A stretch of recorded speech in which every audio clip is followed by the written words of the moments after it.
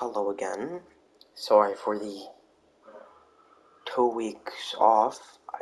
Actually 1 week, almost 2 weeks off. I didn't know what to post. I kind of run out of ideas. Right now I'm trying to test out the waters again with a pretty simple one. But not simple at all, really. It's gonna be, he's really in the story. And we even get some side quests and some new characters. Okay, so just get into the story, of course. My apologies. I hope you can still subscribe and follow, subscribe, like, and hit the post notification bell. I'm just gonna get those out of the way so we don't have to hear them. Okay. We begin our story right as All Might tells him to become a cop. And Deku's thinking, yeah, I could do that. If it means All Might can be proud of me, that is what I'll do. Instead of Deku staying quiet, he tells him with like a determined voice that he will become a police officer and rise so top to the ranks that people will see him as a hero. And then he'll leave. And then Deku leaves instead of All Might. I'm almost like stunned because this kid took his words very seriously. And All Might thinks he did a good thing. At least he gave the kid a new determination. And yeah, Deku now has this determined face on it. He has this very serious face on his face. A very serious face. And he's excited to work.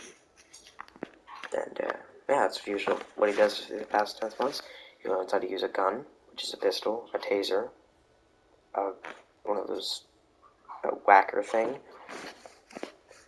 a badge. Well, he learns how to use his badge as a freaking knife. He learns a lot of martial arts. Mostly just boxing, kickboxing, taekwondo, and a tiny bit of karate. Actually, a lot of karate, but not all of them. And he learns how to use a flash grenade.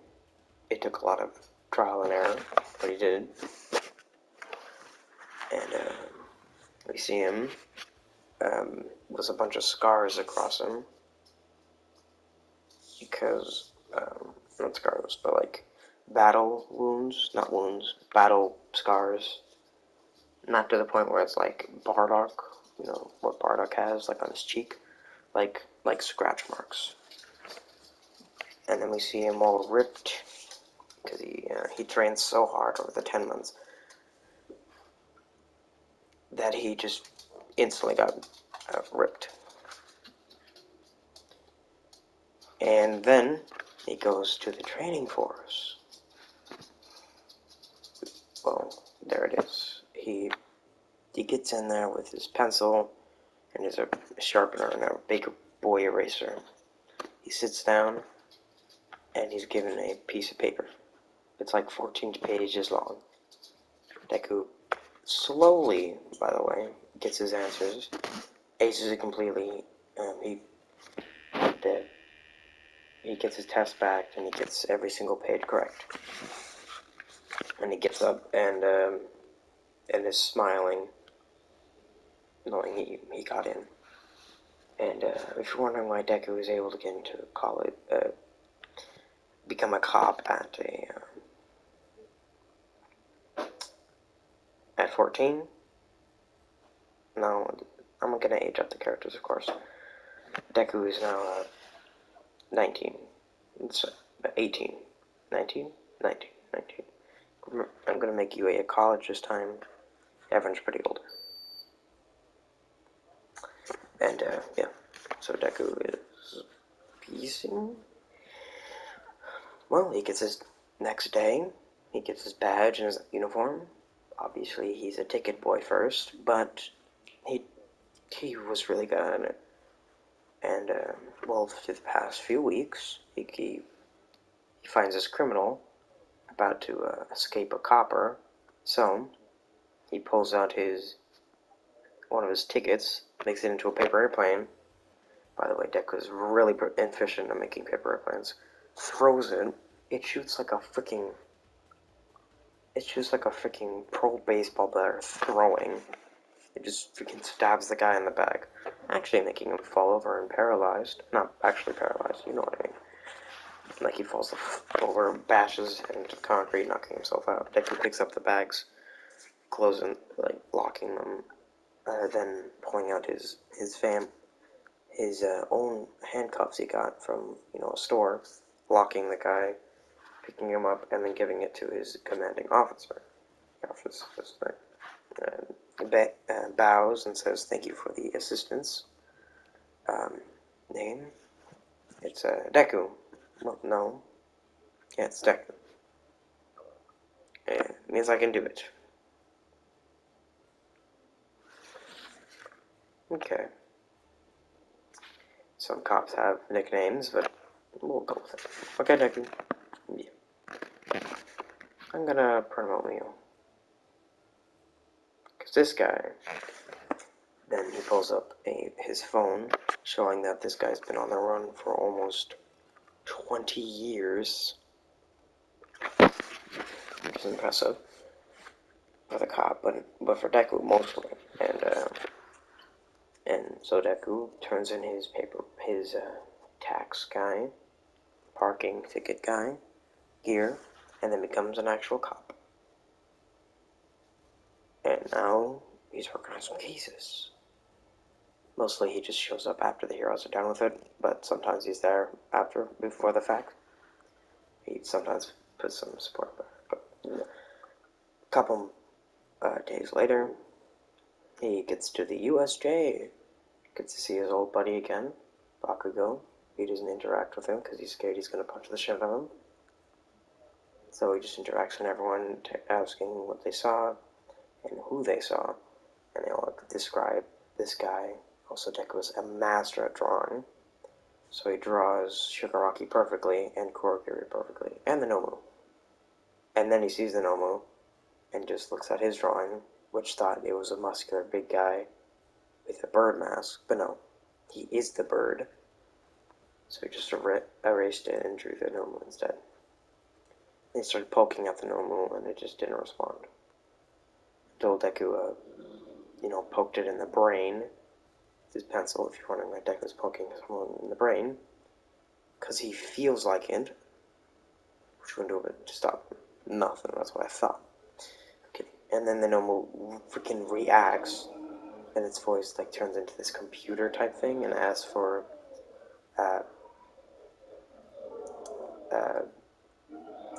Nomu 101 reporting, name please. Master's name please. And Deku just says, his name, and it just repeats it and says, "Is this his name?" And says yes. Then Nomu just breaks out of his earth stains without even difficulty, and then just walks behind Deku and just doesn't want to leave. If you're wondering why Deku is keeping it, he's not keeping it. He just tells it to tell him who he is, and then the Nomu says, "Nomu 101, the guy who was the Nomu." And then the Nomu twitches out, explodes, and dies. Well, at least he knew the Nobu's name now. And then he searched it up in the database, got some fingerprints. Then he figures out that it's, is it Karo? I'm gonna call him Karo. That is the Nobu's name, Karo. So Deku goes to his family home, finds a whole bunch of cocaine around it, and this little pill on the ground that just said enhancement, and then he opened the door to find a lab with a whole lot of dead bodies and limbs strewn about. Then he finds this arm, puts it on the fingerprint.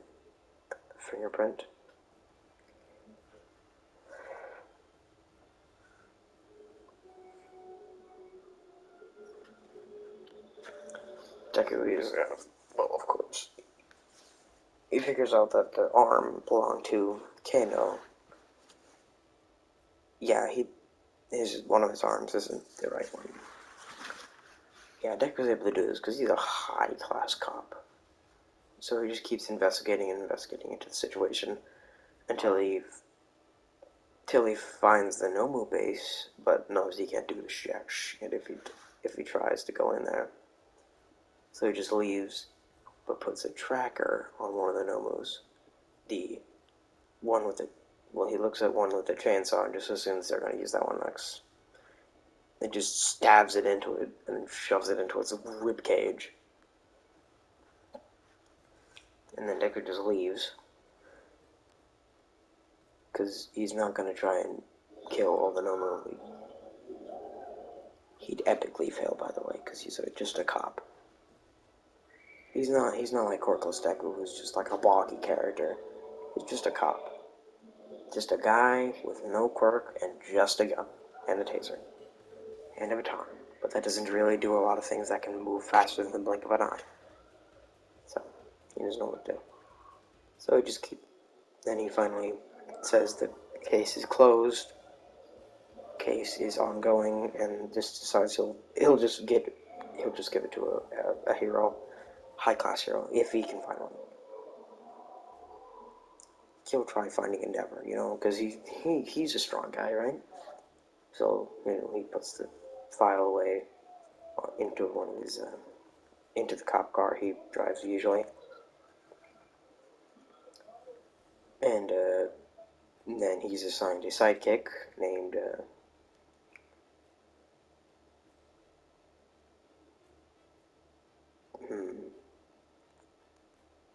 Rhodey. What is that his name? The guy with the bird quirk in the movie, the newest one. The blue guy. You know who I'm talking about. He's assigned to Deku as his partner. Deku has no problem with having partners. He's had multiple in his days. By the way, he's worked with a lot of people. He's wondering how Deku's gone through so much. I don't really want to go into the fact that Deku gets around really quickly. They're mostly Brody and Deku just talk about the case they were just on, and then they see a guy with tendons attached to his hands leaving into an alley, and then just doesn't leave it for the next 30 minutes. So they head out with their taser guns, and then they get out and walk over. Brody and Deku are being very careful because it could be a quirk user, and they don't really have. One doesn't have a strong quirk, and the other one doesn't even have one. So they walk in there, put their guns aim their guns. Deku obviously has a real gun, and while Brody has a taser. While the bird is like, doing recon in the alley, because no one's gonna expect the bird to just freaking try and spy on them. And then they see that the muscular guy's just disappeared, except for a completely mangled trash bag, trash can, dumpster. It's just riddled with punches. And so they start looking around. They start filling up the walls because they know a secret base one. They know a secret base only can see one. And then they also touch the trash can, which makes it slightly move, and then open a brick wall. So they enter the brick wall, obviously sneakily, because they don't want to get caught by that freaking creep. So they start looking around. Then Deku spots a freaking buttload of Nomu, and he sees this one, then he takes out a binocular. By the way, it's like one magnifying glass. Looks and sees the hoodie Nomu, You know, the high-end Nomu that Endeavor fought? Yeah, it's under testing, but it doesn't look exactly what it looked like in the beginning. So Deku starts hyperventilating, because, oh shit. And then he looks towards Rhodey, who hasn't noticed it, and just looking at this one Nomu with boobs. Yes, Rhodey. Yes, we all know you're gay.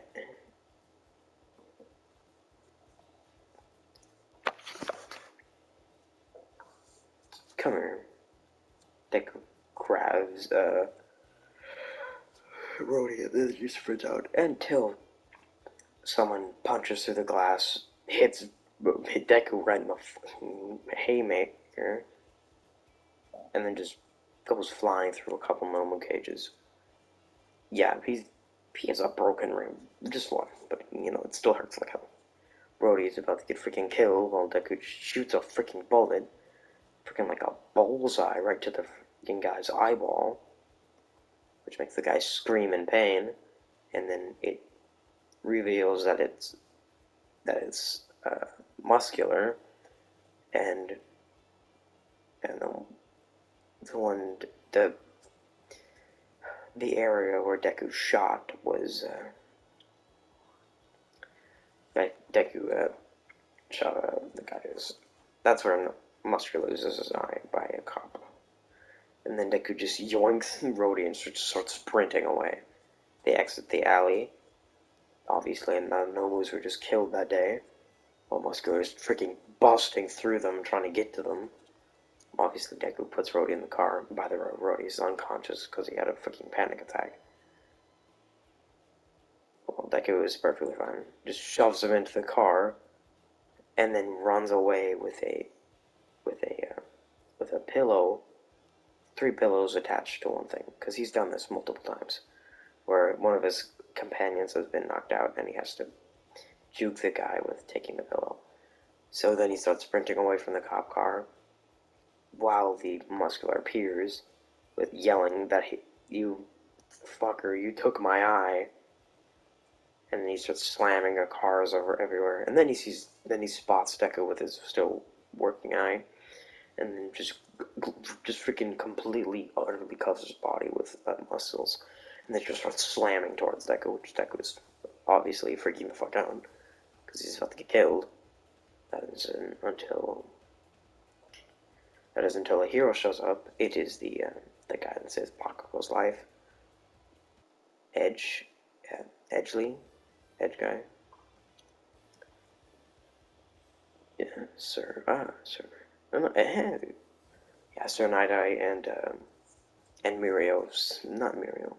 Sir Night-Eye and the guy with and Best Genus. Go fuck them. Obviously, they can't really fight Muscular, but they can't hold him back. Yeah, so while Deku just turns back around, pulls out his freaking taser. Yeah, he has one of those. He has a taser, a stun gun, and a pistol, and a baton. Yeah, that's his loadout. And a flash grenade. Just one. And cuffs. You know what he has. And he just freaking runs up on him and starts rearranging the freaking things in his taser.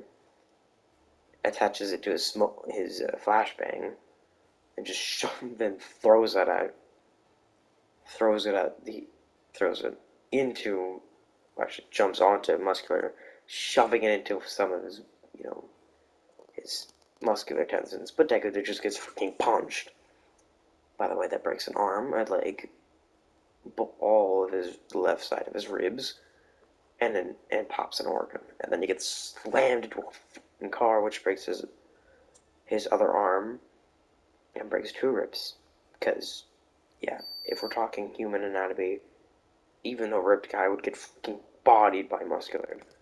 And then Deku starts, and then Muscular sees a screen, sees a pin in Deku's broken hand, then looks to his side to see the flash tase grenade, and then it blows up, blinding him for Muscular temporarily, and then completely shocking the shit out of him, which actually knocks out Muscular. Yeah, that thing was high voltage, and then knocks out Muscular, and then Then Muscular gets caged. By the way, this is like weeks before the exam. Weeks before the forest strike arc, so he gets escaped afterwards. Obviously, Deku is rushed to the hospital because, god damn, bro, you just got fucking Deku makes it out barely, but he's in the cast and has to be lying there for a couple weeks. A couple weeks later, obviously Rhodey shows up a bunch of times explaining what happened. 1 second. Just checking what I was doing on time. Sorry. Deku checks around and sees Rhodey and his mom just seeing in this condition, but he's fine. He's perfectly fine. He can still speak and look around. Then finally he gets out of. Then he finally gets out of. Then he finally gets out of bed for a few weeks. Obviously, looks at the news, seeing Muscular escaped, was busted out of jail. Flips through some channels, sees that the Class 1A are moving into dorm. Wait, no. Where am I? We gotta think about this. So they ran into Muscular way before and the USJ's already thing, and Deku went into that for a few weeks. Oh yeah, the USJ already happened. And then that would be the forest arc, but no, Deku definitely. Yeah, let's just say this is before. Like basically a couple weeks before they go to the. This is like a week before they go to the forest arc, like after the. It's after the USJ, but before the forest arc. Okay. So Deku just immediately knows Muscular's going for Class 1A. How does he know? There's a bunch of Nomus. What was the first Nomu to ever exist? Attacks Class 1A. The thing was there, and then Class 1A decides to go on a field trip. Yeah, he's gonna be there. So Deku just immediately gets out of bed. Well, obviously he's been out of bed for a couple days now. He's eating TV dinner. By the way, he lives in his own apartment. And then he finally straps up back into his uniform, obviously having a bunch of bandages over his face and arm. Also, by the way, he's still in his cast. He's still in his arm cast, but he can still move without his ribs are fine now, and his other arm is fine now. Because one arm got punched by a superhero villain, and the other one got broken by a car. So I think. So he drives there with a broken arm. Yeah, Deku knows how to drive with one hand. It's not that hard. So he's all driving, and then he pulls up to supports the UA, then gets out of the car, walks straight in with showing the security camera his badge. They let him in. He puts it back in his pocket, walks up the stairs, opens the door, and then he just goes to Nez's office, sits down. Nezu then asks him what he's doing here, telling him that he'd like to chaperone the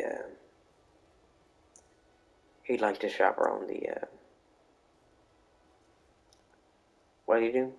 He'd like to chaperone the forest trip. He's wondering how he knows it's in a forest, and Deku just says he's a cop. He knows basically everything. Okay, and Nezu just says, "Yeah, that's not how that works." And Deku just looks at him with this eyelid halfway through his eyes. Basically, blank face. Like, really, bro? You're not gonna believe it? Fine. Can I still chaperone though? Nezu does say, yeah, you may chaperone. Yeah, so Deku gets. Then he stays in his uniform, just heads to. Nezu tells him to just head to the UA, or Class 1A, and B, and explain what he's doing there. So he does walk to B first, because he just assumed they would need to be more information on this, just in case they are the ones being targeted, not Class 1A this time. So he explains that he's going to chaperone just in case there was a villain attack. Don't worry, this is all speculation, so it might not even be true. And so, he does explain, and does actually put out a slideshow on how these type of things work. Obviously, he's never been in one of these situations, but but a lot of older cops have told him about the situations they've had to be in. So they both go in. Well, then Deku goes to class 1A, sees Bakugo, ignores it, then just immediately pulls out the TV, explains what he's doing here. Well, obviously, he says that he's a he is the cop Deku.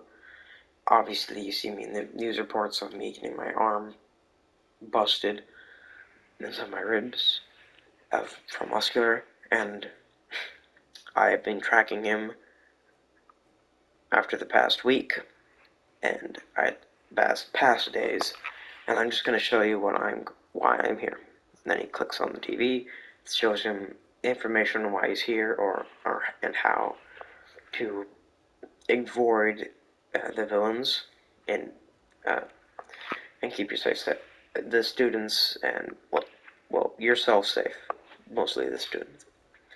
And of course, they're not listening except everyone's listening except Bakugo, telling Deku, he yells his name, Deku, telling him he's not listening because they'll just fight him off. Yes, Bakugo, I know you could fight him off, except for the fact that he broke every bone in my body with one punch. And, yeah, you could throw a couple explosions, but what's that gonna do to a guy who's just layered in muscle? You can't even you can burn a person. You might be able to burn a person, but can you burn through them as easily? This guy can punch my arm basically off. That's what I thought. Now shut up, sit down, and listen. And then he continues his presentation. Everyone being a bit shocked, thinking the police officer would not know who Bakugo is, but he feels like they all know that. Are they like friends were they like past friends or something, or rivals or frenemies? Yeah, they're all thinking that. Not all at the same time, but now they're just, oh, Deku just heads to his home, drives up, gets inside, sits down, turns on the television, and then falls asleep. And he wakes up and says, "Oh, time for the field trip." By the way, this was a day before the field trip was supposed to. Well, that's where I'm going to leave things right now. Goodbye. Yeah, sorry for not posting often. Sorry, school's been stressful, sorry.